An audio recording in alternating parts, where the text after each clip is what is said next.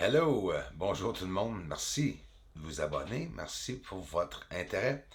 Tycho, le cratère, qu'est-ce qu'il y a au-dessous? Voyez-vous les lignes blanches qui passent, quasiment pratiquement transparents? Ici, deux qui partent par en haut, également, voyez-vous ça? Ils ont la même réflectivité que la surface, c'est pratiquement impossible à voir.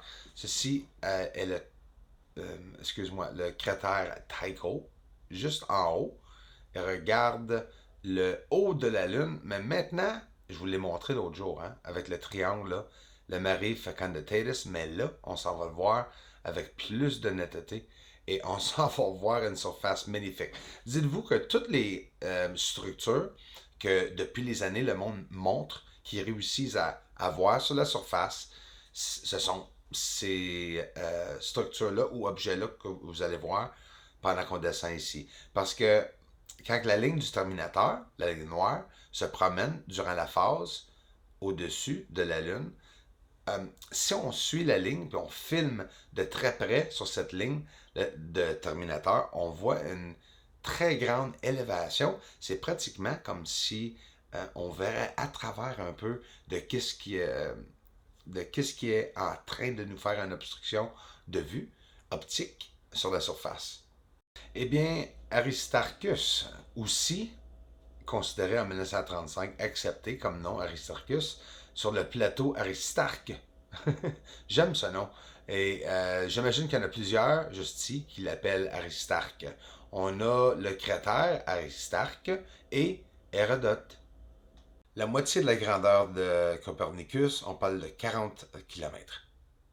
Voici le cratère, le Rima Hyginus. On va parler de ça parce que c'est très intéressant. Aussi, la NASA dit que ce n'est pas un impact, un cratère qui a été causé par un impact. De toute façon, je ne crois pas qu'aucun cratère sur la Lune a été causé par un impact. J'en vois pas de cratère. Ici, c'est Hyginus, 220 km. Et à côté, supposément, une caverne souterraine qui aurait implosé près d'un volcan et ça aurait laissé toutes ces traces-là. Regarde les couleurs qu'on peut voir sur la surface, c'est extraordinaire.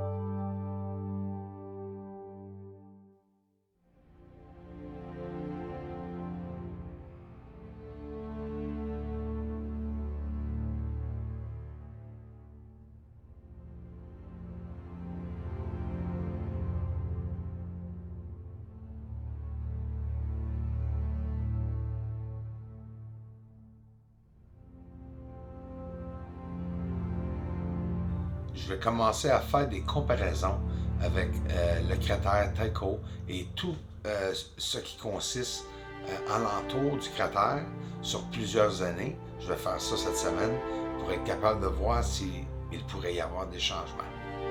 S'il y aurait des changements sur la surface, dites-vous que les objets ont la même réflectivité que la surface, alors qu'ils peuvent bâtir et détruire sans même qu'on les détecte, à moins qu'on s'avance de très près et qu'on ralentit la vidéo.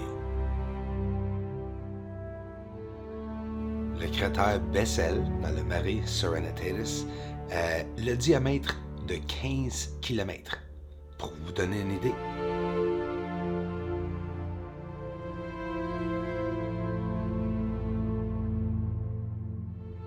Encore une fois, le Rima Ignis.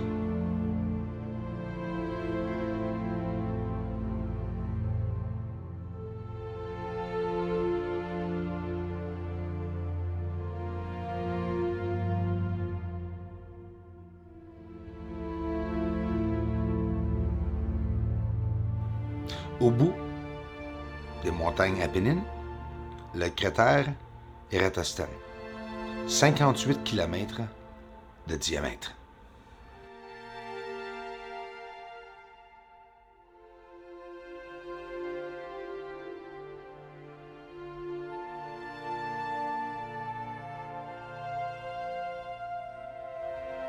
Ils ont même leur propre moyen de transport.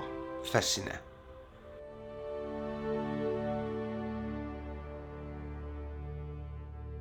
Et puis, s'ils ne sont pas des aliens ou des extraterrestres, c'est qui?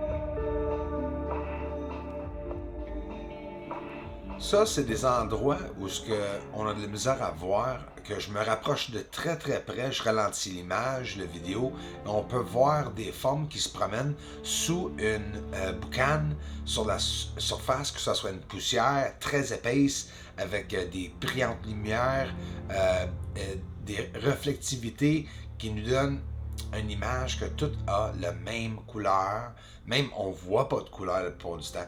Voici une lumière ici qui quitte un gros objet, on ne peut pas décrire autre chose à part que c'est un ovni, qui quitte un autre ovni, hein? Puis on voit que, tu sais, des différentes formes, puis ça se produit tout sur la surface dans plusieurs endroits. Regardez-moi le changement de direction qu'on voit ici. Ça, c'est qu'est-ce qui me fascine le plus. Fait que si on voit ça au-dessus de notre tête le soir, moi, chez nous, de toute façon, j'ai vu ça. C'est pas c'est pas quelque chose que je vois à tous les jours non plus, un changement de direction. Eux autres, les ovnis, oui, je les vois. Mais un changement de direction, ça nous prouve quelque chose. Un, en partant, c'est pas un satellite. Eh bien, 2, on n'est pas tout seul, ça c'est sûr et certain. Et 3, est-ce que ça se pourrait que les ovnis qu'on voit au-dessus de notre tête, est-ce que ça se pourrait être les mêmes ovnis qu'on voit sur la surface? Au-dessous d'une étoile, on voit ici sûrement une nébuleuse ou quelque chose qu'on voit, soit une météore, de l'activité alentour. Toujours quelque chose de fascinant qu'on peut voir.